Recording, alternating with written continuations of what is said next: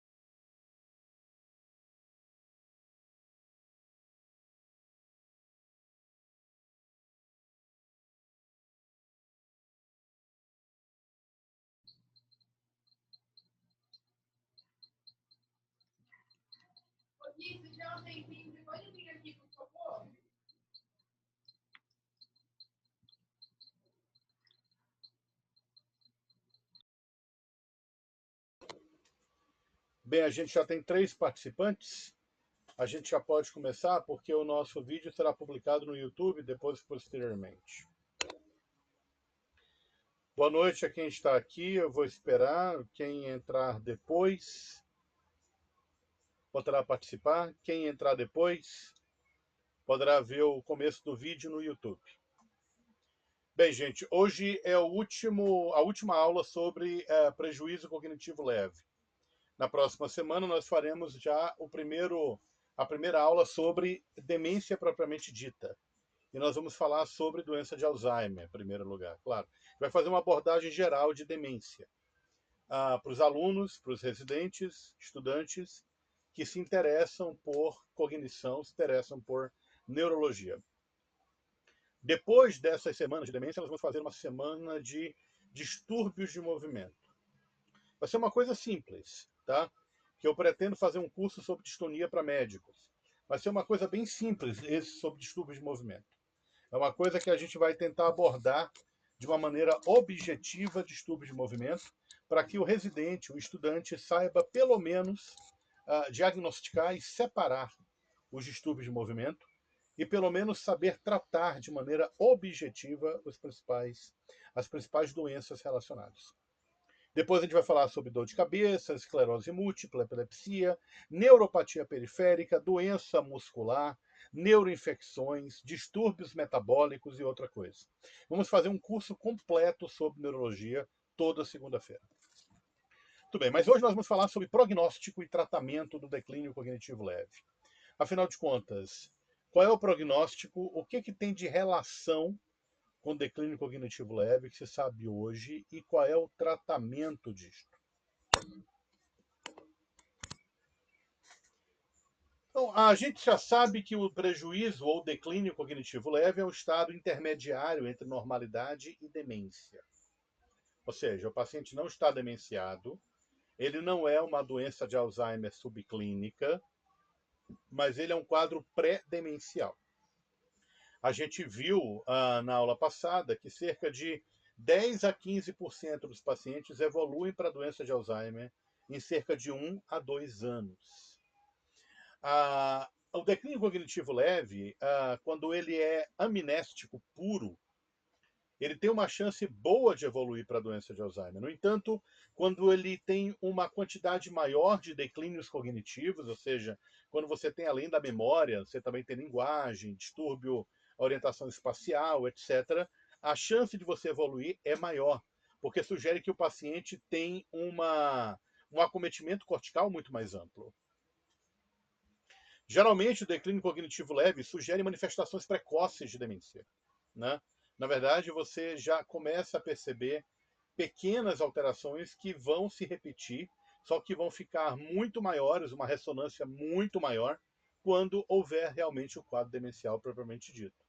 Lembrar que cerca de 13, 20% dos pacientes com declínio cognitivo leve egridem o declínio, geralmente porque são declínios cognitivos leves secundários, causados por alguma coisa que não doença de Alzheimer ou outra demência primária. E lembrar que existe um contínuo entre envelhecimento e demência. Muitas vezes a gente vê pacientes idosos que se queixam de alterações de memória, mas são alterações de memória do dia a dia, alterações de memória discretas, coisa que não atrapalha e não configura doença. Quando a alteração de memória ela realmente configura a doença, apesar de não atrapalhar o estilo de vida do paciente, mas você nota que é uma alteração de memória um pouco mais consistente, aí você chama de declínio cognitivo leve. E a demência é quando você tem a alteração cognitiva progressiva, grave e que rompe com o estilo de vida do paciente, ou seja, causa transtorno ao paciente. O declínio cognitivo leve tem 3 vezes mais probabilidade de evoluir para demência em comparação com idosos saudáveis com a mesma idade que não têm declínio cognitivo leve. Então, os idosos com declínio cognitivo leve evoluem para demência 3 vezes mais em 2 a 5 anos. As causas tratáveis, lembrar que a chance de melhorar é cerca de 14 a 56%, uma média de 20 a 20 e poucos por cento. A chance do declínio voltar em 1 a 3 anos. Observem que declínio cognitivo leve não é igual a demência. E não é igual a demência tipo Alzheimer. Declínio cognitivo leve é igual a uma alteração que precisa ser investigada e provavelmente tratada. Lembrar que uma parte dos pacientes com declínio cognitivo leve tem alterações secundárias, como hipotireoidismo, deficiência de vitamina B12, alterações cerebrais, microinfartos, depressão, e que se você não diagnosticar, ou se você achar que todo declínio cognitivo leve invariavelmente irá evoluir para a doença de Alzheimer, você perde aqueles pacientes que provavelmente você conseguiria reverter. Mesmo esses pacientes que possuem causas tratáveis de declínio cognitivo leve, eles têm risco significativo de demência no futuro. Então, são pacientes que você tem que olhar bem de perto. A vasta maioria dos pacientes com declínio cognitivo leve progride para demência. Em 1 a 2 anos, a chance é 15%. A chance é maior, vai aumentando, com 3 a 5 anos. Depois de 3 a 5 anos, a chance começa a diminuir progressivamente. O que sugere que quanto maior o tempo de evolução do declínio cognitivo leve, maiores são as chances de ser outro problema. E, portanto, o paciente não vai evoluir para a doença de Alzheimer. Então, a gente já viu, né, 10% ao ano, a 15% em 2 anos, em adultos acima de 65 anos de idade. Lembrar que adultos abaixo de 50 anos, a chance de existir declínio cognitivo leve é muito baixa. Pacientes com perda de memória abaixo de 50 anos de idade, você tem que investigar outras alterações, como distúrbios do sono, por exemplo, depressão, apneia do sono e outras doenças.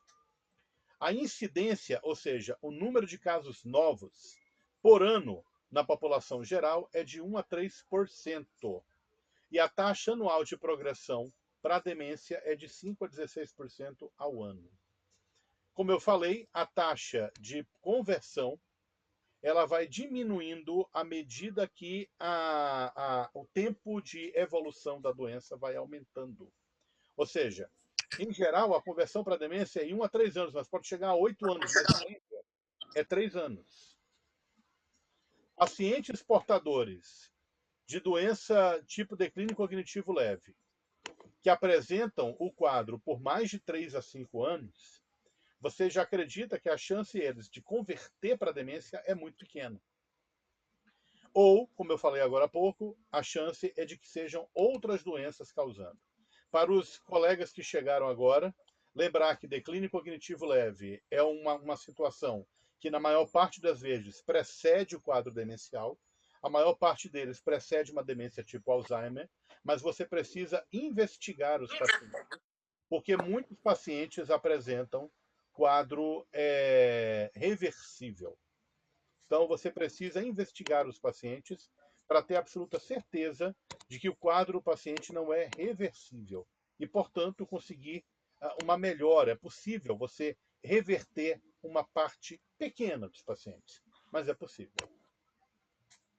Bem, quais são os principais fatores de risco para declínio cognitivo leve? Então, você tem fatores de riscos que podem acontecer isoladamente. No entanto, esses fatores de risco eles são muito mais importantes quando combinados. Se eles estão combinados, a chance de evoluir para a demência é maior. Então, idade, nível educacional, sexo, comorbidades, teste de estado mental, depressão e ansiedade e velocidade de marcha. Alterações nesses fatores podem sugerir progressão. Então, por exemplo, a idade é o principal preditor. A gente já sabe que declínio cognitivo leve aumenta a chance com o aumento da idade. E, portanto, a gente geralmente combina pacientes acima de 60 anos de idade. 60 a 85 anos de idade. Quanto maior a idade, maior a taxa de progressão.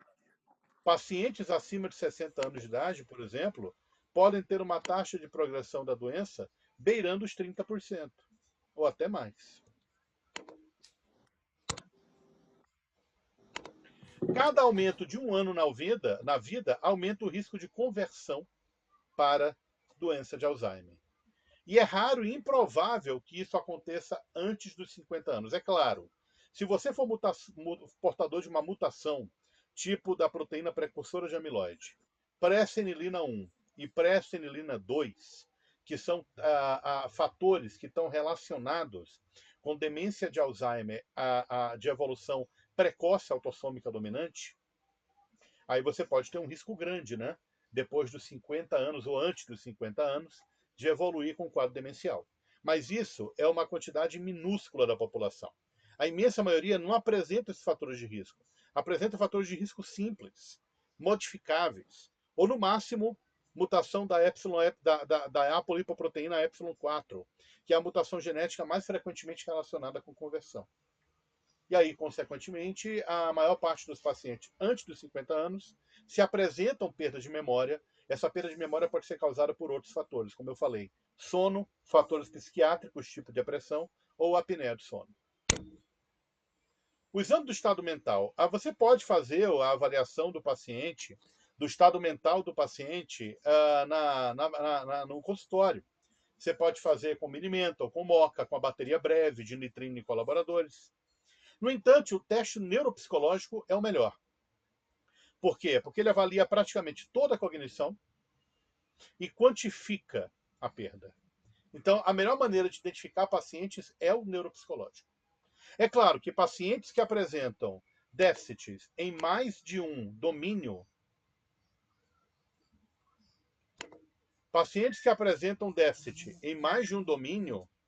apresentam risco maior de conversão. O componente amnéstico primário ou proeminente e leves prejuízos de atividade de vida diária já sugerem progressão para demência. Ou seja, pacientes portadores de declínio cognitivo leve, que já apresentam uma perda de memória proeminente, apesar de não causar transtorno no dia a dia, mas já causa alguns pequenos prejuízos na atividade da vida diária, esse paciente tem uma taxa de conversão muito maior do que pacientes que não apresentam esse tipo de coisa. Só um momentinho, gente, por favor. Só mandar uma mensagem aqui. Pacientes com queixas subjetivas com teste normal também podem ter maior risco. Ou seja, eu tenho queixa subjetiva de perda de memória. Essa perda de memória não é uma perda de memória simples. Ela realmente está me atrapalhando. Ela está me incomodando, mas ela não está me atrapalhando. Ela não está causando problema, mas eu estou me sentindo meio chateado, porque ela está todo dia. E além de estar todo dia, ela está consistente. É um negócio que realmente preocupa, apesar de que eu estou funcionando muito bem. Eu estou indo para o banco, eu estou indo para o mercado, eu estou trabalhando. Eu estou conversando com meus colegas, eu estou conseguindo ler. Só que aí você faz um teste neuropsicológico e está normal, você não apresenta alteração de memória. Mesmo assim, eu tenho risco de desenvolver a doença de Alzheimer. Consequentemente, teste neuropsicológico seriado é a melhor maneira, porque você vai verificando se o paciente está realmente apresentando progressão do quadro cognitivo. Com seriado de quanto em quanto tempo? De 6 em 6 meses. É uma ótima maneira, porque o teste neuropsicológico ele é caro. Um teste neuropsicológico bom, ele custa aí de 800, 1.000, 1.200 reais. Às vezes um pouco menos. Então, fazer a cada 3 meses ou fazer todo mês não é interessante. Fazer todo mês seria o ideal, mas não dá para fazer. A cada 6 meses, então, é o mais prático. E é claro, nível educacional. Você tem que observar o nível educacional do paciente. Se o paciente é analfabeto, ou o paciente apresenta um nível educacional baixo, é claro que você vai ter que quantificar os seus testes de acordo com o esperado para a faixa educacional de cada um. Você não vai esperar, por exemplo, que pacientes com nível educacional baixo façam testes de habilidades linguísticas e tirem 10, por exemplo. Façam 100%. Não é possível. Então você tem que verificar isso. E, é claro, pacientes com baixa carga educacional têm mais chance de conversão para a doença de Alzheimer, por conta justamente da baixa quantidade de sinapses e da menor reserva cerebral que esse paciente tem. Então, você tem que, em primeiro lugar, fazer uma avaliação neuropsicológica. Não é você que vai fazer, vai ser o neuropsicólogo, mas você tem que interpretar esse neuropsicológico à luz do background educacional desse paciente. Fatores psicológicos. Eles influenciam? Provavelmente não. Mas a gente sabe que pacientes portadores de demência podem apresentar previamente à doença depressão, apatia ou ansiedade. Então ela pode preceder. Então não é que os fatores de risco, não é que os fatores psíquicos sejam importantes para a conversão. Na verdade, eles já estão lá, muito antes de qualquer queixa aparecer. O que isso aqui tem que te lembrar é que você precisa afastar a depressão como causa do declínio cognitivo leve. Até para evitar de dar um diagnóstico de doença de Alzheimer para um paciente que só está não, né? Mas que está deprimido. Então, o ideal é você fazer uma avaliação neuropsicológica, fazer um teste de depressão e, se houver positividade no teste de depressão, tratar a depressão primeiro. O tratamento da depressão pode ocasionar modificações importantes na memória do paciente, pode melhorar a memória. Como é que eu vou saber se o paciente está deprimido ou não? Acho que eu falei isso numa das primeiras aulas. O paciente entra no consultório cabisbaixo, fica apático, responde pouco, não se interessa pelas atividades sugeridas pelo médico, ele não quer fazer porque acha que não vai conseguir, pouco fala, pouco conversa, não chora, porque esse paciente não apresenta um choro com frequência, é mais uma apatia. E geralmente quem se queixa para você não é ele, é o acompanhante. Gente, isso aqui é interessantíssimo, marcha lenta.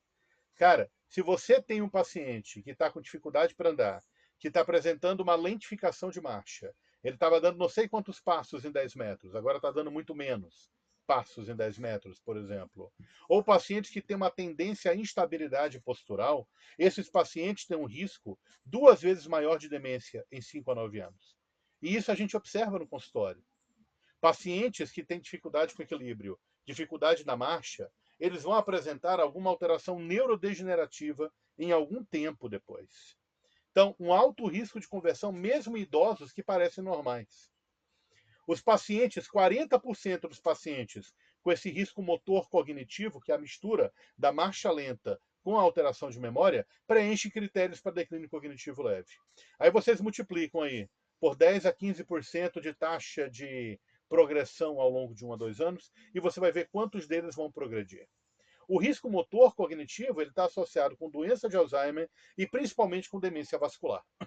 A demência vascular, nós vamos falar posteriormente, é a principal causa de demência secundária, que pode estar relacionada a múltiplos infartos, um infarto estratégico ou microlesões que vão se acumulando ao redor da substância branca.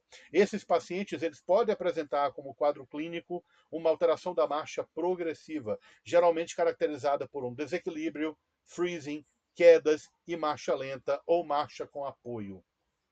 Alguns pacientes podem apresentar a famosa marcha magnética, ou freezing of gait, ou a marcha de pequenos passos, que não é patognomônica de doença de Parkinson de maneira nenhuma, e pode aparecer inclusive em alterações não isquêmicas, como hidrocefalia de pressão normal. Disfunção olfativa é um preditor de doença de Parkinson, e é um preditor de demência também, em pacientes com ou sem declínio cognitivo leve. Nos dias de hoje, a disfunção olfativa está muito overrated, está muito hipercontextualizada no caso de Covid. No entanto, pacientes que apresentam uma disfunção olfatória persistente e progressiva, apesar de um exame otorrinolaringológico, uma ressonância magnética de crânio, não demonstrando lesão ao nível da crista Galli, podem apresentar um quadro de declínio cognitivo leve. Então, em pacientes com declínio cognitivo leve amnéstico, acima de 70 anos, em 3 anos, a presença de disfunção olfatória severa relacionou-se a um risco 5 vezes maior de desenvolver doença de Alzheimer do que pacientes que tinham disfunção olfatória leve. Em adultos normais, acima de 70 anos, no mesmo período, disfunção olfatória grave relacionou-se a um risco 2 vezes maior de desenvolver declínio cognitivo leve amnéstico. Ou seja, a disfunção olfatória ela é um preditor importante de declínio cognitivo leve em pacientes normais e de demência em pacientes com declínio cognitivo leve. Lembrar que o olfato você não testa com sal, açúcar, pimenta, etc. Existem testes validados no Brasil. Uma colega minha, se eu não me engano, a doutora Margarete, ela validou o teste que é o UPSIT-PD, que é utilizado para diagnóstico de pacientes com doença de Parkinson, mas que também pode ser utilizado no diagnóstico de qualquer paciente com disfunção olfatória.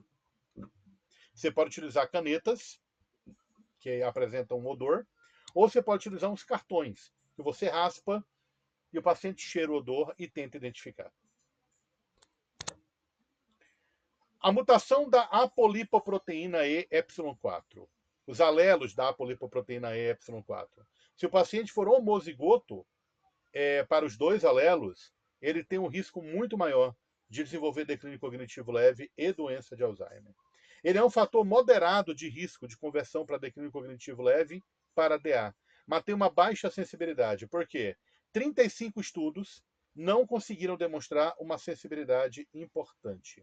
No entanto, existe a possibilidade de desenvolver declínio cognitivo leve e doença de Alzheimer com a presença desse marcador. Quando o paciente ele procura no Google e me fala da apolipoproteína E, a primeira coisa que eu falo é: isso é um gene de suscetibilidade. Ou seja, se você tem isso, você tem uma chance maior de ter doença de Alzheimer. Ah, então vamos testar. Não, não se recomenda testagem. Não vale a pena. Por quê? Porque não é um único marcador que diferencia quem vai ter de quem não vai ter. Tem outras coisas. A presença da apolipoproteína epsilon-4, ela deve se juntar a outros marcadores para poder auxiliar no diagnóstico preditivo se o paciente vai ter ou não. O valor preditivo positivo, ou seja, você acertar, sendo que o paciente vai ter o problema, ou o problema vai vir positivo em algum exame, é baixo. Então não vale a pena você testar. Existe a apolipoproteína epsilon-4? Então beleza. Vamos começar, não sei, vamos observar o paciente, vamos fazer testes neuropsicológicos com mais frequência, vai que alguém fez inadvertidamente, alguém pediu, e o paciente vem com positivo, né? Os dois alelos homozigotos. No entanto, se o paciente não tem esse teste, não peça. Só vai te dar dor de cabeça, você não vai saber como interpretar. É claro que a presença de doença cerebrovascular e fator de risco vascular é um fator importante para a demência tipo Alzheimer. E o fator mais importante é hipertensão arterial. Então, a presença de hipertensão arterial é o fator de risco mais importante para o desenvolvimento de demência. Os estudos demonstram variáveis de conversão, né? Existe um aumento do risco se você tiver a presença de pelo menos um fator de risco vascular. Hipertensão, mais importante, diabetes, tabagismo, doença cerebrovascular instalada ou hipercolesterolemia. Lembrar que a síndrome metabólica, que junta hipertensão, diabetes, hipercolesterolemia e ácido úrico elevado associado à obesidade, tem uma chance muito maior de desenvolvimento de demência do que pacientes sem a síndrome metabólica. E lembrar também que pacientes com AVC, né, aumentam o risco de demência. Pacientes com declínio cognitivo leve, se fizerem um AVC, a chance deles de evoluir para uma demência ou piorarem o declínio cognitivo leve é muito alta. Biomarcadores no líquor. Vale a pena pesquisar os biomarcadores no líquor? Então, a gente falou semana passada desses biomarcadores. Beta-amiloide, proteína tal fosforilada. Na doença de Alzheimer, o beta-amiloide vai estar baixo. E a tal fosforilada vão estar estouradas. O beta-amiloide vai estar baixo porque ele está se depositando no cérebro. E a tal fosforilada vão estar altas porque elas estão aparecendo a partir de destruição de neurônio. Lembrar que a tal faz parte dos microtúbulos, que fazem parte da parede neuronal. Então, à medida que os neurônios vão morrendo, a tal vai aumentando. Apesar do beta-amiloide baixo ser um fator licórico, um marcador licórico inicial, o mais sensível provavelmente é a própria proteína tal aumentada no líquor. Então, a diminuição da beta-amiloide parece refletir a deposição dela no cérebro, né? E a tal fosforilada, a expressão dos agregados neurofibrilares. Você pode fazer uma relação entre a proteína beta-amiloide e a tal. Quanto menor a proteína beta-amiloide e maior a tal, maior a chance de desenvolvimento da doença de Alzheimer. Em um estudo, fizeram uma avaliação em 30% de voluntários saudáveis. Aliás, fizeram uma avaliação e em 30% de voluntários saudáveis apareceu uma relação beta-amiloide baixa para tal elevada. Em 50% dos pacientes com queixa subjetiva de memória, essa relação também foi positiva. Beta-amiloide baixa, tau elevada. Em 70% a 80% dos pacientes com declínio cognitivo leve, amnéstico ou não, definidos, inclusive com teste neuropsicológico demonstrando alteração de memória objetiva, já havia proteína tau elevada para amiloide baixa. Ou seja, você tem bastante chance desses marcadores predizerem a presença de doença de Alzheimer no futuro. Então, se você faz esses marcadores no paciente com declínio cognitivo leve, e você tem níveis decrescentes de beta-amiloide ou níveis crescentes de proteína tau, você tem uma chance maior de desenvolver doença de Alzheimer. É interessante que o nível decrescente de beta-amiloide, ele vai aparecendo mesmo antes da perda cognitiva. Então, ele é o primeiro marcador. Mas o mais importante é a proteína tau elevada. É o que demonstra a evidência de lesão neuronal. É claro que é melhor você juntar dois tipos de marcadores, os glicóricos e os de neuroimagem, que a gente vai ver logo logo. Em indivíduos normais, níveis baixos de beta-amiloide no líquor estão relacionados a um risco de progressão para doença para declínio cognitivo leve em 11%. Se você tem beta-amiloide baixo e tau elevada, o risco sobe para 56%.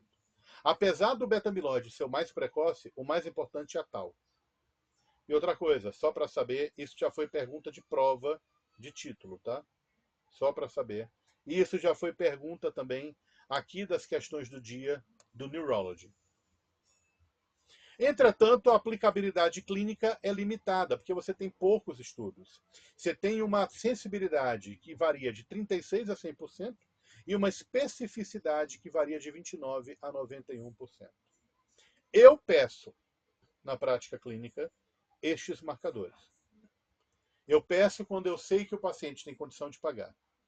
Porque obrigar o paciente a pagar um exame que não é barato, para tentar fazer diagnóstico, a gente está vendo que a sensibilidade, ou seja, a chance de encontrar é muito variável e a especificidade, a sensibilidade é a chance de encontrar quando vai desenvolver e a especificidade é a chance de vir normal nos pacientes que não vão desenvolver. Você nota que a sensibilidade é muito ampla, muito variável e a especificidade também. Então, o ideal é que você misture marcadores.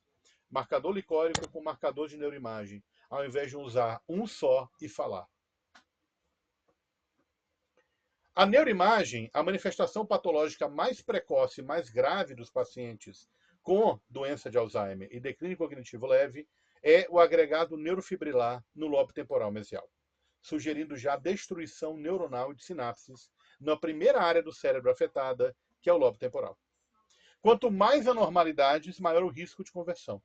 Então, o paciente tem as alterações já de atrofia temporal, o paciente já tem alteração de sinal, pode acontecer alteração de sinal em certas sequências do lobo temporal, já podem sugerir um maior risco de conversão. Esses pacientes podem ter essas alterações, principalmente em casos de declínio cognitivo leve amnéstico. Pacientes com declínio cognitivo leve não amnéstico, que vai evoluir para outras demências, como a afasia primária progressiva, demência frontotemporal variante comportamental, ou demência por corpus de Levy, ou qualquer outra, eles não apresentam essa atrofia temporal tão marcada. É claro que existem, e isso aqui é uma coisa que eu não coloquei aqui, mas existe gradações de atrofia temporal. Então, existem escalas que te permitem graduar essa atrofia. Alterações, elas aparecem 1 a 2 anos antes do declínio cognitivo. Então, essas alterações de neuroimagem se tornam melhores preditores de DA no futuro do que os marcadores glicóricos. Porque os marcadores glicóricos vão aparecer meses antes, enquanto que a neuroimagem vai aparecer anos antes. Mas aí, a gente vai fazer neuroimagem de todo mundo? Quais os pacientes que a gente vai fazer neuroimagem? Quais são as sequências que nós vamos utilizar? Fora que a sensibilidade não é 100%. Então, fica que a neuroimagem para diagnóstico ainda é algo, infelizmente, voltado para pesquisa. O aumento da extensão das áreas de gliose, microangiopatia, das hiperintensidades ou infartos corticais ou subcorticais está muito relacionado com declínio cognitivo leve. E é claro que em 4 anos, a presença dessas lesões, especialmente se elas aumentam ao longo do tempo, está relacionado com a progressão para a demência vascular.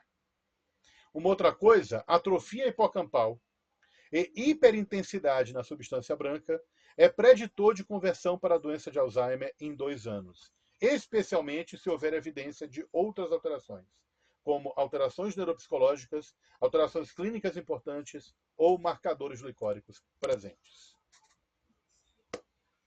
Alguma dúvida por enquanto, gente?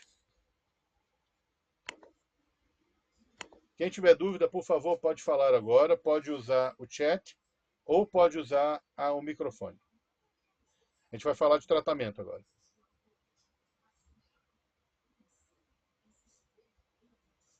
Vamos falar de tratamento.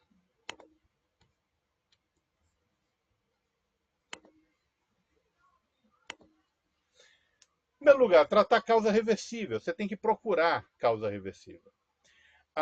No consultório, o que eu faço no declínio cognitivo leve? Eu faço a mesma pesquisa que eu faria em casos de demência. Ou seja, tomografia ou ressonância e exames de sangue. Hemograma, prova de função hepática, prova de função renal, tireoide, TSH, T4 livre, anti-TPO, VDRL, FTABS, B12 ácido fólico e homocisteína. Faria tudo isso inicialmente. Se nada disso vier positivo, e se eu achar que o declínio cognitivo leve está com uma cara diferente, eu posso pedir um líquor. Não necessariamente para procurar marcadores, mas para verificar se existem alterações glicóricas. Se não houver nada disso, aí eu vou considerar um declínio cognitivo leve, que de acordo com a clínica vai ser amnéstico ou não. Modificação de fatores de risco vascular provavelmente é o mais importante. A aterosclerose é muito comum, então provavelmente o tratamento agressivo da aterosclerose, com aspirina ou antiagregação dupla, estatina em alta dose, especialmente em pacientes acima de 50 anos, e o tratamento do diabetes, mas principalmente o tratamento da hipertensão, tem grandes evidências em modificar a evolução do declínio cognitivo leve.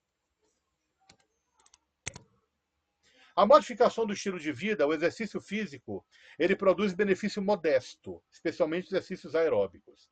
Tem que ser feito. Tem que ser feito porque, apesar de produzir benefício modesto, é algum benefício. E se você junta mais de um benefício, você consegue coisas melhores, você consegue mais avanços do que se você fizer somente um. Eu vou fazer palavra cruzada para melhorar meu declínio cognitivo leve. Desculpa, se você não sair da sua cadeira, se movimentar, andar, correr, for fazer uma atividade física regular, pelo menos 3 a 4 vezes por semana, não adianta a sua palavra cruzada. Isso não vai te ajudar. Tanto que intervenções cognitivas têm efeitos pequenos. Treino de memória, uso de pista, auxílio na organização, tem efeitos pequenos, efeitos que podem diminuir com o tempo, especialmente porque o paciente pode aprender. O efeito de aprendizado é o que pode causar essa diminuição da melhora. Então, o que eu sugiro aos pacientes? Aprender uma língua nova, aprender um instrumento musical, ler. Mas nem isso, às vezes, realmente ajuda muito. Mas que eu acabei de falar. Se você tiver duas ou mais intervenções diferentes, mudança de estilo de vida, atividade física, dieta e intervenção cognitiva, é claro que vai ser muito melhor do que se você tiver somente uma intervenção. Dieta do Mediterrâneo provavelmente ajuda. Uma dieta rica em poliinsaturado e pobre em açúcar. Provavelmente ajuda. Agora, o mais interessante é que não há medicações que auxiliem. Os anticolinesterásicos, os inibidores de anticolinesterase, donepezil, rivastigmina ou galantamina, só são úteis nos pacientes que apresentam queixa de memória importante, apesar do declínio cognitivo leve. Ginkgo biloba não ajuda em nada, ômega 3 não ajuda em nada, coenzima Q10 não ajuda em nada. Não existe nenhuma evidência de absolutamente nada. Muito bem, gente. A aula de declínio cognitivo leve foi essa.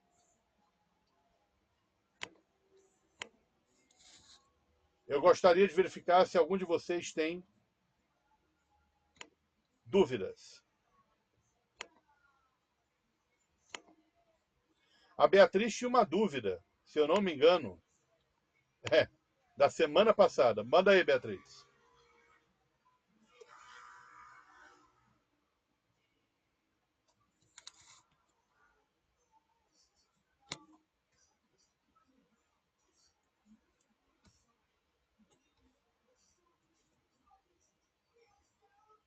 Pode falar, Beatriz, se quiser. Até porque vai ficar gravado.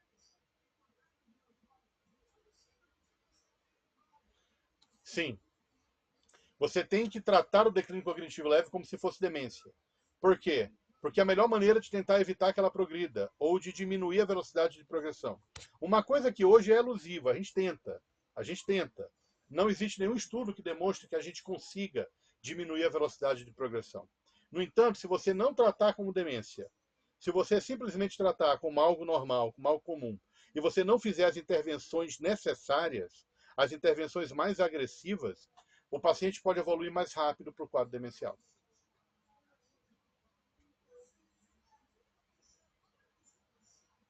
Pode falar.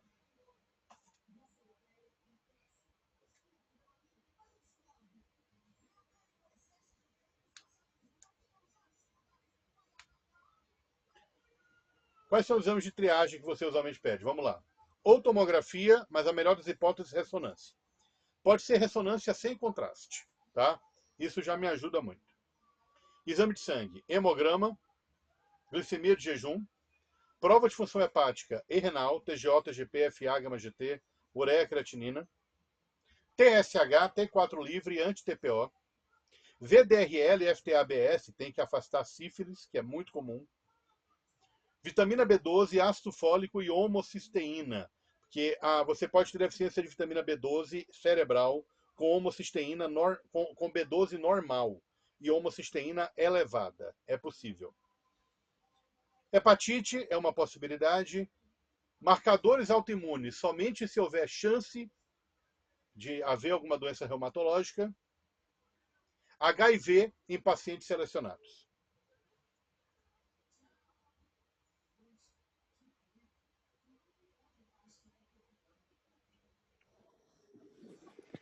Gente, se ninguém mais tem Doutor, doutor Flávio, Oi, Marconi, boa noite, diga.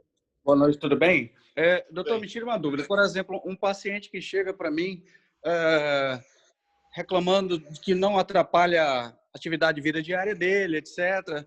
Fizemos um mini mental que seja razoavelmente bem e ele reclama que está esquecendo um pouco. Na sua prática clínica, o senhor, por algum, não sei, algum caso, algum paciente, o senhor chegou a usar essa medicação chamada Quelatos ou Cognitus? não. O Cognitus, se eu não me engano, é o. Peraí. Deixa eu ver aqui o que é esse Cognitus para não falar besteira. Porque esse vídeo vai para a internet. E mesmo se não Tá bom. fosse. Cognitus. Tá. Eu tô aqui com a bula dele. Deixa eu dar uma checada. Peraí. Cadê? Qual é? Tá. Bacopa Monieri. Não. Você pode até usar na tentativa de melhorar alguma coisa, mas não há nenhuma evidência. Então, usar por usar, eu não usaria. Só se o paciente realmente fizer questão e falar, uma amiga minha usou e está bem. Eu falei, não, tudo bem. Então, se uma amiga sua usou e está bem, tá bom, né? O que eu posso fazer? Mas eu não costumo fazer isso. O que eu costumo fazer, Marconi? Pacientes que chegam no consultório com queixa cognitiva, eu geralmente procuro alguma evidência de que a doença vai progredir. Por exemplo, distúrbio de comportamento do sono REM, que é importante, perda olfatória, que é importante, alucinações ou sensação de presença. Eu tinha um paciente cuja queixa principal, ele hoje está comigo há 4 anos. Há 3 anos, declínio cognitivo leve segurado há 3 anos, piorando gradativamente, mas ainda não evoluiu para demência. Tem 70 anos de idade.